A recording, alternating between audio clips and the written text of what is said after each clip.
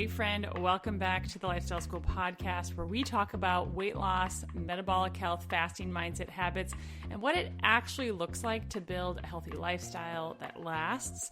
Today, I want to talk about GLP-1s. We've covered this topic before, but this is going to be like a new take on GLP-1s that we have not covered. This isn't going to be an episode about, whether you should or shouldn't take Ozempic or your variation of it. It's not going to be an episode about whether GLP-1 medication is good or bad per se. And it's definitely not going to be an episode shaming people who use medications to lose weight, okay? Instead, I want to talk about something I think is much bigger, because I think the explosion of GLP-1 medication has accidentally taught us something really important about weight loss, something we should probably have understood a long time ago, and that is that hunger matters. Appetite matters, cravings matter, food noise matters, and when you change someone's experience of food and hunger, you can dramatically change their ability to consistently make choices that lead to weight loss. For decades, we have treated weight loss primarily as a behavioral problem, just like, eat less, move more, track your calories, control your portions, stop snacking, don't eat the cookie, choose the salad, have more discipline. And when someone, couldn't consistently do those things, we tended to assume the problem was the person. They weren't disciplined enough, they weren't motivated, they didn't want it badly enough, but then something really interesting happened. Millions of people started taking medications that changed the way they experienced food. And suddenly people started saying things like, I don't think about food all day anymore, or I can have a few bites and be done.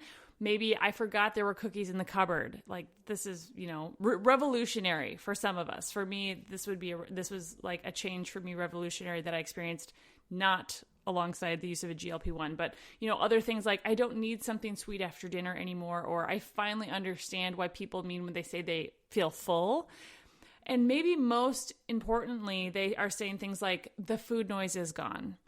And I think we need to pay attention to that, because what if one of the biggest breakthroughs of the GLP-1 era isn't simply that we have medications that are helping people lose weight, whether or not you agree with the method or if you think they're harmful. I have complicated feelings about them, if I'm being totally transparent, but that's not what this episode is about. What if it's that these medications have forced us to recognize something that diet culture has ignored for decades? Weight loss isn't simply a willpower problem. And today I want to unpack what that means. But before we do that, let's dive in to the disclaimer for this episode. Quick reminder, this podcast is for educational purposes only and is not intended as medical advice. Always consult with a qualified healthcare provider before making major changes to your diet, your fasting routine, your supplements, your exercise, etc. And if you enjoyed this episode, if you loved it, please share it with a friend. Share it on your social media, leave a review, subscribe to the podcast, comment, follow me over on Instagram or Facebook. The handle over there is @HopePlatCoaching. That's an easy way for you to support the show, totally free. Another way, though, you can also support the show from a monetary perspective is if you buy supplements. I do have a supplement store. It is open. Head over to my website, www.hopeplatcoaching.com. In the top right corner, you'll see a button that says store. All the supplements in there, you guys, are what I have used for essentially my entire life. It's what I recommend to my clients. It's what my kids take, my husband takes. They're all third-party tested for quality and purity. That is something you are not guaranteed if you're buying supplements from places like Costco, Whole Foods, GNC, Amazon. Amazon is probably the worst place you could get supplements. Please don't buy supplements on Amazon. Story for another day. But if you are already, buying supplements, consider buying them from my store. You're going to get the best quality. They're all professional grade products, and you will need a code though to set up an account. That code is 104567. I'll say that again because I said that weird. 104567 is the code to be able to create an account and order from me. And maybe you're like, Hope, I want to take supplements. I feel really overwhelmed and confused. There's so much information out there. What do I really need to take? I cover this in an episode of the Lifestyle School podcast. Head over to episode 43 and I talk about the core 4 supplements that I think everyone should take for metabolic health and why they matter. So you can head over to that episode if you want some guidance in that area. But with that, let's get into today's episode. I'm really, really excited about this topic because I think it really matters. I think it's super important. So for decades, the weight loss industry has basically been trying to answer this one question: how do we get people to eat less? That's the question. How do we get you to consume fewer calories? So we created things like calorie counting apps, point systems, meal replacement shakes, low calorie frozen dinners, the 100 calorie snack packet, portion control containers, food scales, diet plans, challenges, cleanses, you name it, we've probably done it. And almost all of them ultimately came down to some version of eat less. Now, obviously, energy balance matters to an extent. If someone loses a significant amount of body fat, stored energy being used, we're not, throwing physics out the window. But here's where I think the conversation gets more interesting, because telling someone that they need to consume less energy when they're, energy, and then, I'm gonna rewind. Let me try this sentence again, you guys. Telling someone that they need to consume less energy than what they expend doesn't necessarily tell us anything useful about how to make that happen without feeling miserable. So, there's another question I think we should have about, we should have been asking all along, and that is, why is eating less relatively easy for one person and unbelievably difficult for the other person? And this is actually a question that I have wondered about for the majority of my life, because one of my best friends from growing up is the opposite of me in this scenario. So let me give you kind of an example, because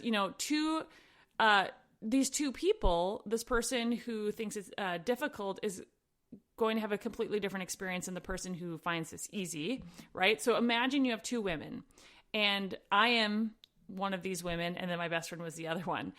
They eat the exact same dinner. They say they have, let's say they have chicken, roasted vegetables, potatoes. Woman number one finishes dinner. She feels satisfied. She cleans up the kitchen, goes about her evening. Food barely crosses her mind. This was my best friend. Woman number two finishes the exact same dinner. She has eaten plenty of food, but 30 minutes later, she's thinking about something sweet.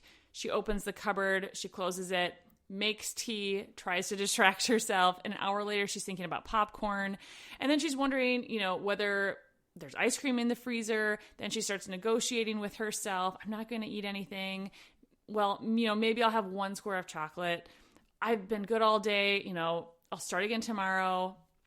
Same dinner, same goal, very different experience, right? And then we give both women the exact same instruction: don't snack at night. And for one of these women, that's barely an instruction, right? That was my best friend, or my perception of her. For the other woman, me in this scenario, that's like a 4-hour mental battle.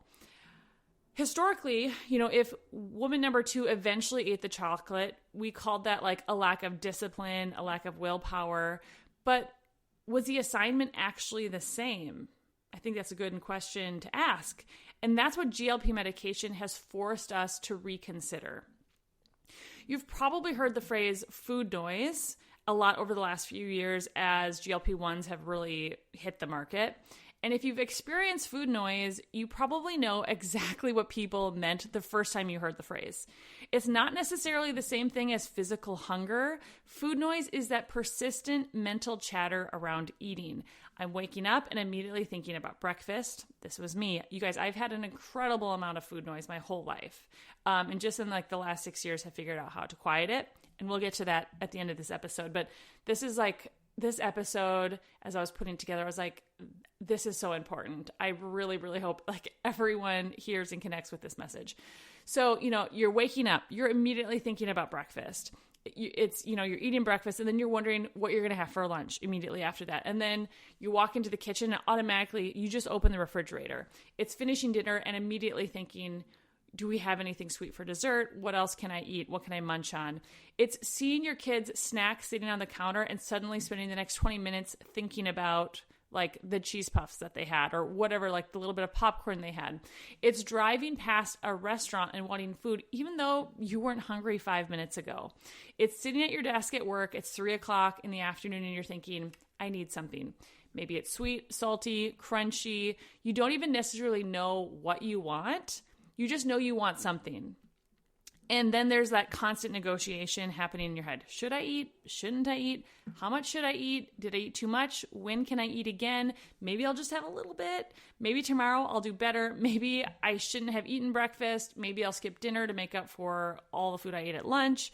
It can take up like an enormous amount of mental space. And I think this is something that people who have experienced significant food noise can have a difficult time understanding, because if food simply doesn't have that pull over you, the answer seems really obvious. Just don't eat. But if you've experienced this food noise, you know exactly what I'm talking about. And I have this conversation with clients all the time. There can be this constant low-level pull towards food, and sometimes it's not low-level at all. Sometimes it feels incredibly loud. It's been part of my own story. And, I know what it feels like to have food take up way too much mental real estate. I know what it feels like to wonder why you seem to be thinking about food more than other people. And I know what it's like to feel shame around that. You think things like, why is this so hard for me? Why can't I just eat normally? Why can't I stop when I feel full? Why am I hungry again already? Like, my friends aren't even thinking about food, and I'm just like, okay, when can we eat next? I feel like I'm starving. And that's one of the things that has fascinated me about people's experience with GLP-1 medications. Many people don't say, I'm eating smaller portions. They describe an entirely different mental experience around food. The volume gets turned down. And I think this is incredibly important, because if your entire weight loss strategy depends on you winning 37 arguments with yourself every single day, maybe before noon, eventually you're probably going to lose some of those arguments. And that's not a very good system. And I don't want someone's long-term health strategy to require heroic levels of willpower every time they walk through their kitchen. I want to know why we're having the argument in the first place. I think it's much more productive.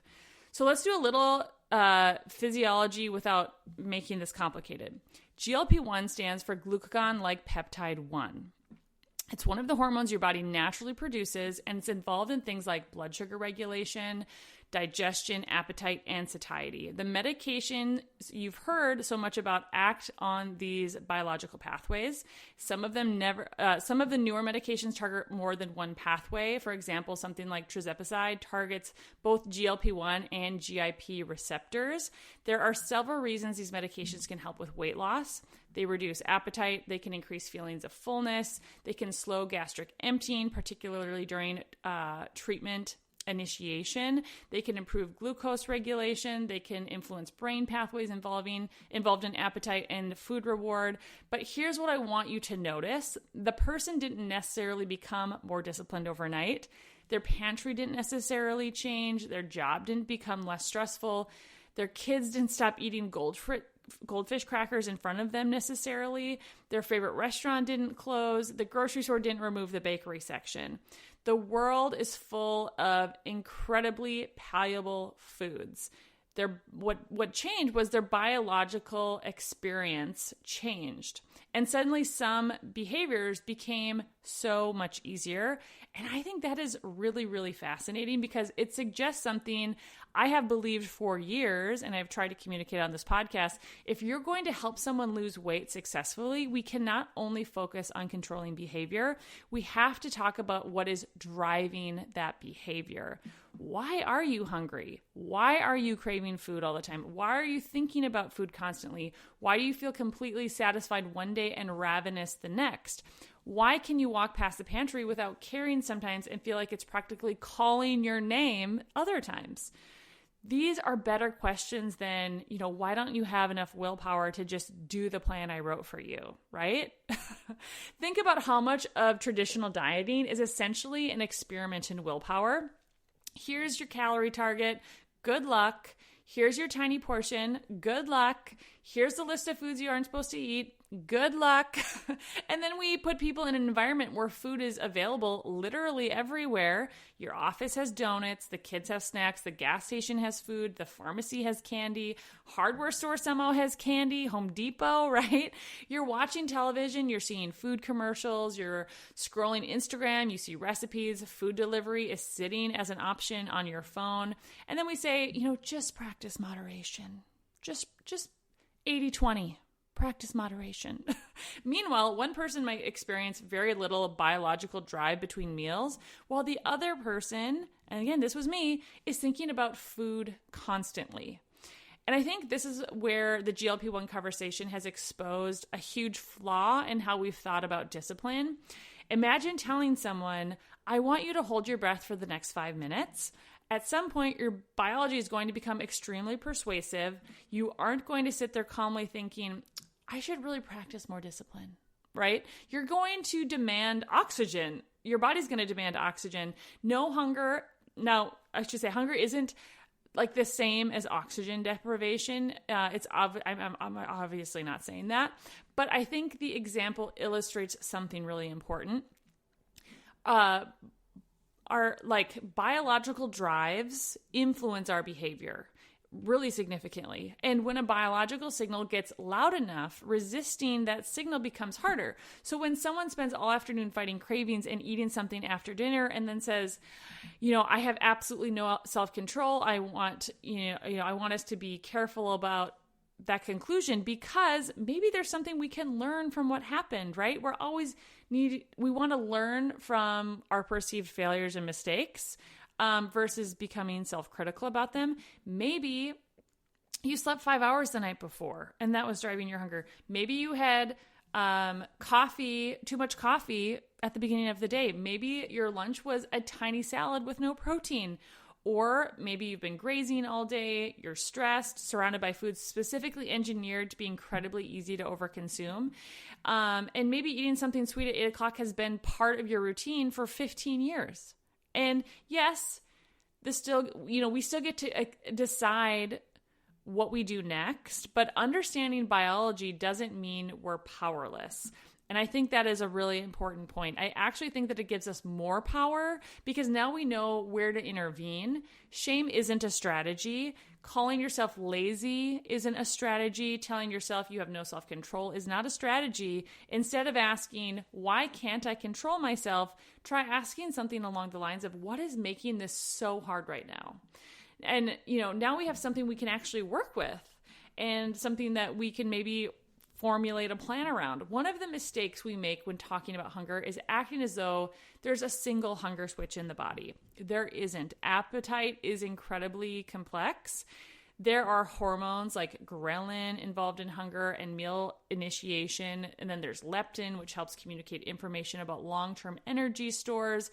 We have insulin. There are gut-derived satiety signals called GLP-1, PYY, CCK. There are reward pathways in the brain. There are learned behaviors. We have environmental cues, circadian rhythms, sleep, stress, food, composition habits, your history with food. All of these things influence our eating behavior. And this is especially important when we talk about metabolic health. If you've listened to this podcast for any length of time, I talk a lot about insulin resistance.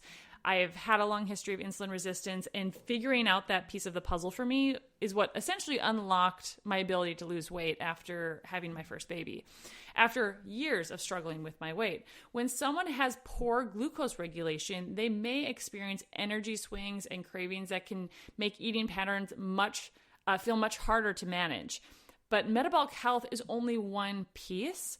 So let's talk about sleep. We did last week, our episode was on sleep. Have you noticed how different your appetite can feel after a terrible night of sleep? I know, I definitely can. Suddenly you don't want to eat eggs and vegetables. You want things like carbohydrates and sugar and coffee and quick energy. And that's not necessarily because you suddenly became an undisciplined person overnight. Sleep deprivation can influence appetite regulation, reward responses, and food choices. our stress matters too. And sometimes stress eating isn't about hunger at all.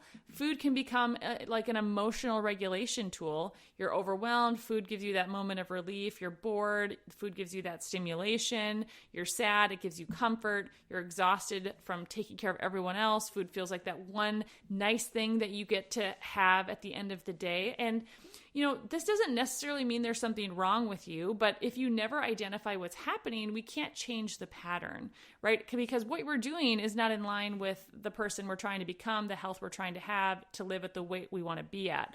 And then, we have things like ultra-processed foods. Many modern foods are incredibly easy to eat quickly and in large amounts. Think about how easy it is to eat 100 calories of chips. I think it's like 13 to 17 chips, depending on what you're eating. Now, compare that with eating the equivalent of like energy from steak and eggs and vegetables, berries, or just like a minimally processed meal. Those are very different eating experiences. Food composition matters, our protein, our fiber, they both matter. Volume matters, texture, the palatability matters. So when someone tells me, I'm hungry all the time, I don't want to immediately respond with, well, just eat fewer calories, then you're going to lose weight. I want to know, like, why? Why do you feel hungry all the time? What's going on? And then we can actually start to address the problem. And, this is one of the biggest lessons I think GLP-1 medication has given us, is that people love to argue about calories. GLP-1s work because people eat fewer calories. Okay. But I think we're missing the interesting part of that sentence. Why are they able to eat fewer calories? For many people, it's because they aren't experiencing food in the same way. And that is huge, absolutely huge.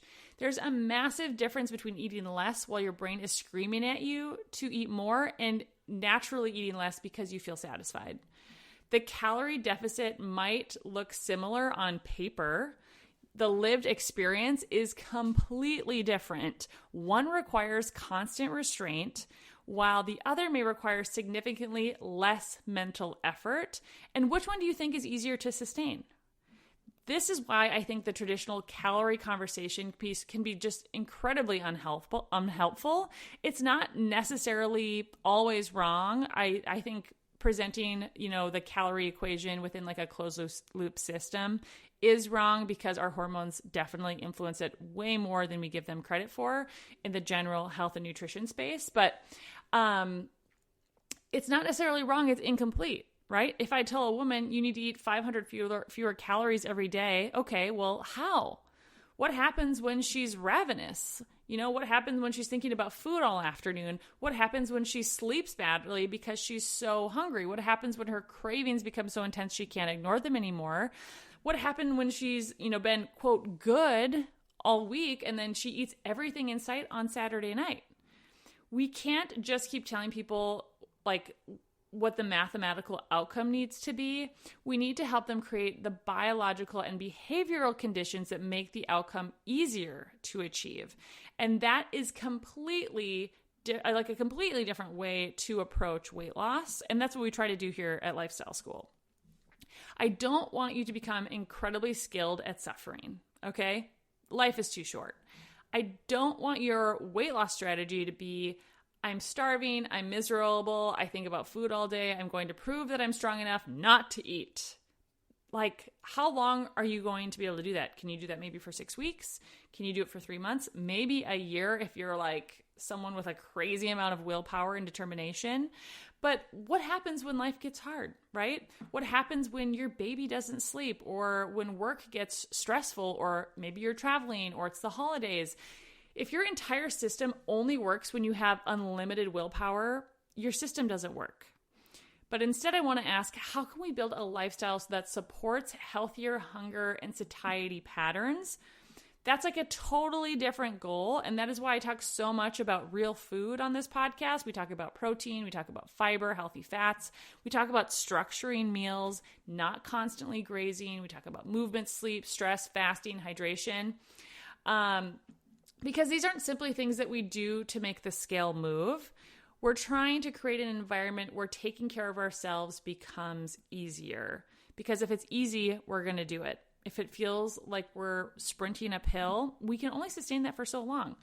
This is one of the reasons fasting became such an important tool for me personally. For a long time, hunger felt very powerful to me. And before I learned about fasting, I thought hunger worked almost like a gas tank. You eat and then that tank starts emptying. You get hungry and then you get hungrier and hungrier and hungrier. And eventually you have to eat because the hunger is just going to keep getting worse. But that's not actually how hunger behaves. Hunger comes and goes in waves. It can be influenced by when you're accustomed to eating. You can feel hungry and then 30 minutes later realize that feeling has passed. Learning that really changed something for me because suddenly hunger wasn't like this emergency where I had to go out and find food and consume food. I could experience hunger without immediately needing to fix it. And fasting also helped me see how much my eating wasn't necessarily about physical hunger. Sometimes noon came and I thought like, oh, it's lunchtime. Was I hungry? Well, maybe not, but the clock said noon. Sometimes I walked to the kitchen and I grabbed something because it was there. Sometimes I wanted food because I was tired and stressed, or maybe I just wanted a break, or maybe I just wanted to enjoy some food, right?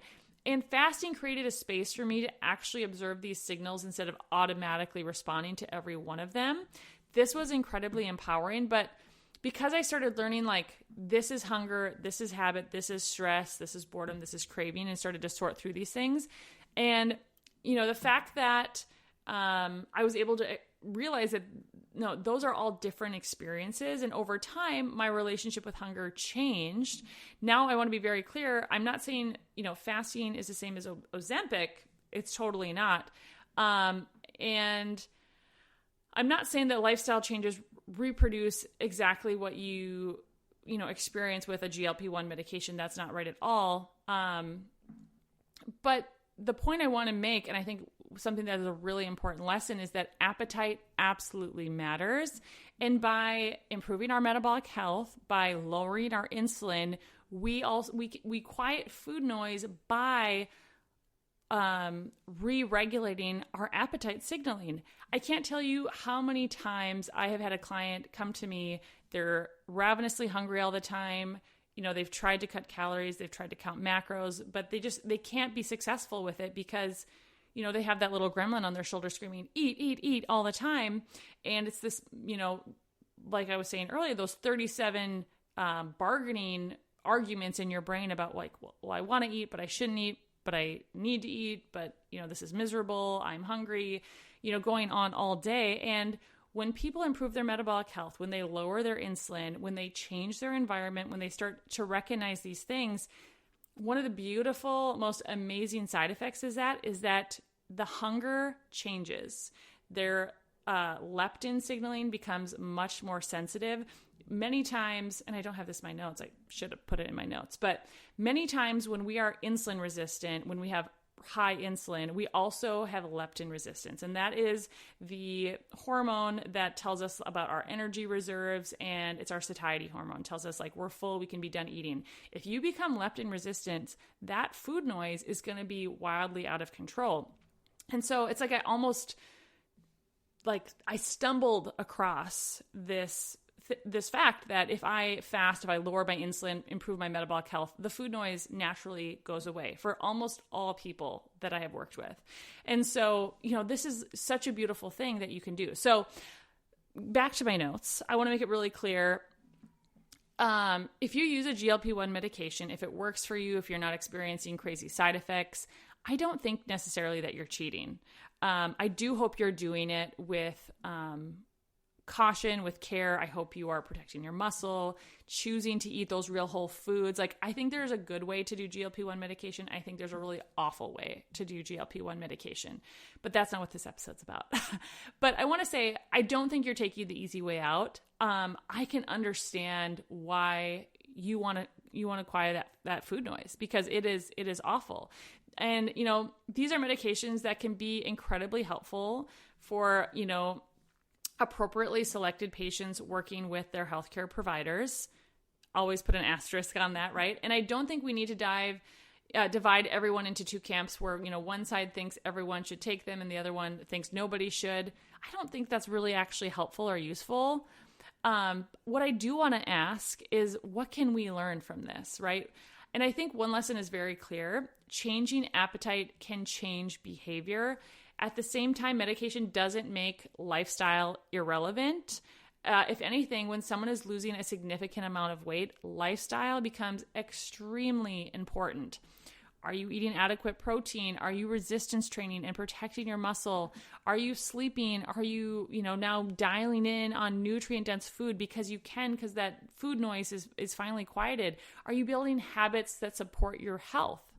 And what does your relationship with food look like? Those questions still matter. Maybe they even matter more, because the last thing you want is to come off these medications and regain all the weight back and more, because the goal isn't simply to become smaller, right? I hope you hear that. The goal is to become healthier. It's to become stronger. It's to become more metabolically resilient and capable of maintaining the life that you're building. And so here's the question I want to leave you thinking about. What if, instead of starting every weight loss attempt by asking, how little can I eat? What if we started by asking, what is driving my hunger? Why am I constantly thinking about food? Why am I never satisfied? Why do I feel like I need snacks between every meal? Why do I crave sugar every afternoon? Why do I spend my entire evening wandering back into the kitchen? And when we start experimenting with this, what happens when we protect our sleep? What happens if we don't have cereal and coffee for breakfast anymore? What happens when you build meals around things like protein and fiber? What happens when you stop grazing all day? Or what if you start going for walks after your meals, or become more intentional about managing your stress? What happens when you learn that hunger can come and go without it being an emergency? That is a much more interesting experiment, and it is actually the reason I created something totally new that I'm just launching, and I'm super, super excited about. You guys, I have been working in all my spare moments with, being home with 4 kids, getting ready to start the homeschool year. It's called the Hunger Reset Method. So I am just super, super passionate about helping people figure out the hunger equation, because I think it changes everything on a weight loss journey. I just started working with a mom a couple weeks ago, and it was like, we need to first things first, we got to get your hunger under control, because everything else is going to be so much easier if we do that, right? And also you have to be sleeping. Those are like my 2 things. So I put together this hunger reset method. I've been working on this because I think it's, super, super important. It's central to everything we do here at Lifestyle School. And I think it comes back to that woman who says, Hope, I know what I'm supposed to do. And she does. She knows what she needs to do. She doesn't need someone telling her to not eat that entire bag of chips, because she knows that's not good for her weight loss goals. She knows that. But her problem is, why can't I get myself to consistently do what I know to do, right? And so often underneath that question are things like hunger and cravings and food noise, exhaustion, stress, and habits, and an environment that makes healthy choices, frankly, harder. Years of feeling like, for years, you might feel like, I felt like I was fighting myself, trying to get myself to just, figure it out, like work harder, maybe count more calories, like to get myself to do what I knew I needed to do, but I somehow couldn't. And that is who I created the Hunger Reset Method for. It's a 67-page guide that walks you step by step through 28 days of intentionally working on your nutrition, your lifestyle, and behavioral factors that can influence your hunger, satiety, cravings, and food noise. I would say this is like I call it the Hunger Reset Method because it is targeted at lowering your hunger. This isn't another 1,200 calorie diet. I'm not going to give you a tiny meal plan and tell you to white knuckle your way through the next month. We're approaching this differently. Over the 28 days, I'm going to walk you through a feasting and fasting framework. You're going to learn how to use tools like a fat fast. You have a guide for 1 day a week is a fasting day. You're going to learn how to break your fast. You're going to learn what I call the nourish phase, also feasting, how to build satisfying meals around real whole foods. But food is only a part of it, because every week we're also working on another piece of the puzzle. Week 1, we're focused on restoring sleep. It's a big one. We're talking about sleep and recovery. You cannot continually deprive your body of sleep and then be surprised when managing your appetite and cravings feels harder. If you listen to last week's episode, you get it. Week number 2 is about strengthening. We're bringing in the movement piece about it, not because, we're trying to burn off everything we ate, but because movement is medicine. And we're going to use it to support our metabolic health, improve insulin sensitivity, preserve and build muscle, and become stronger. Week 3 of the Hunger Reset Method is about simplifying. We're looking at your systems in your life, because sometimes the reason you're struggling isn't because, you don't have the motivation. Your life is simply set up in a way that makes the behavior you want to accomplish incredibly difficult. So we're changing the environment, we're changing routines, we're reducing friction. And then week 4 is about becoming. And this is where we talk about identity. And we talk about that a lot here on this podcast, because eventually it has to become bigger than I'm trying to lose weight. It has to be about who are we becoming? What does a woman who prioritizes her health do? How does she take care of herself? How does she respond when she has a bad day? How does she keep promises to herself? How does she stop, starting over every Monday and start building a life that she can actually maintain? That's the work that we're doing. And the goal with this program, it's not about showing up and being perfect and doing it perfectly all the time. The goal isn't that, you're never going to experience hunger again. Hunger is normal on some level. It's just the crazy hunger is not normal. The goal isn't to make food completely uninteresting, because I think food is wonder. I think it's one of God's good gifts. The goal is to spend 28 days learning more about your hunger, changing the patterns surrounding it, building a lifestyle that makes taking care of yourself easier. And this is kind of like a launch pad, I think, into a different way of showing up in your life, in your food, like in your relationship with your food. It's not like a plan that you're going to repeat over and over and over until you're at your goal weight. That's not how this is designed. It's designed as like a launching pad for you to catapult you into the next phase and to really help quiet that food noise. And, that's why I think the GLP-1 boom is such an interesting moment in the history of weight loss. Yes, these medications have changed treatment. Yes, they've helped people lose significant amount of weights, whether they've done it in a healthy way or an unhealthy way. And yes, we're going to continue to learn about, the benefits, risks, and the appropriate uses of this medication as people continue to use it. But I think, they've also taught us something much bigger. I think GLP-1s have taught us something much bigger. Millions of people aren't necessarily failing at their weight loss goal because nobody's ever told them to eat less. They knew. Let's be real. They knew. They had been trying to eat less for many, many years. What changed for many people was that their experience of appetite changed. That volume, that food noise, it turned down. The constant negotiation around food became quieter, and suddenly the behaviors required for weight loss didn't feel quite as impossible. And that should make us rethink how we talk about weight. Instead of immediately asking, why don't you have more discipline? Maybe ask, why is this so difficult? Instead of, why can't you control yourself around food? Maybe ask, what's driving this desire to eat? That's a total reframe. And I think it's really important. Instead of spending your entire life trying to become better at fighting with your body and getting down on yourself, maybe we start learning how to work with it. Because I don't think your health journey should consume your entire life. I don't want you waking up thinking about food every day, going through your day thinking about food 24/7, falling asleep, feeling guilty about the food you ate, and then, waking up the next morning and promising yourself today's going to be a better day, and that, today you're finally going to be good. There's so much more to life than that. You have people to love, right? You have kids to raise, you have work to do, you have relationships to build, places to go, things to create, a purpose that has absolutely nothing to do with the number on your scale. And food shouldn't require all of your mental energy. So maybe that's one of the greatest lessons that we can learn from the GLP-1 revolution, is that weight loss becomes a very different experience when food stops being such a loud voice in the room. And regardless of whether medication is part of your story, I think that's something worth pursuing. And if you're listening and thinking, Hope, this is me. I'm tired of thinking about food. I'm tired of starting over every next day or every Monday. I'm tired of trying to just have more willpower, become more disciplined. I created the Hunger Reset Method just for you.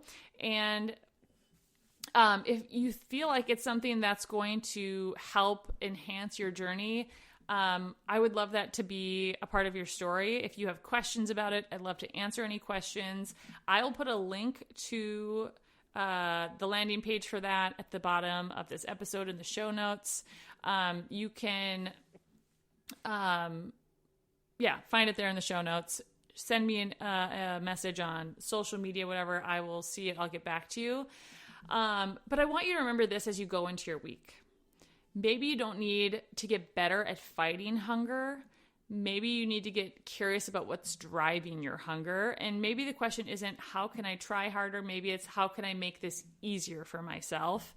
Because when we understand the biology, when we understand habits, our environment driving our behaviors, we can stop spending all of our energy fighting and being at war with ourselves and start putting the energy towards actually building the healthy life that we want and hopefully get to the healthy weight that we want to be at. So with that, guys, thank you so much for being here.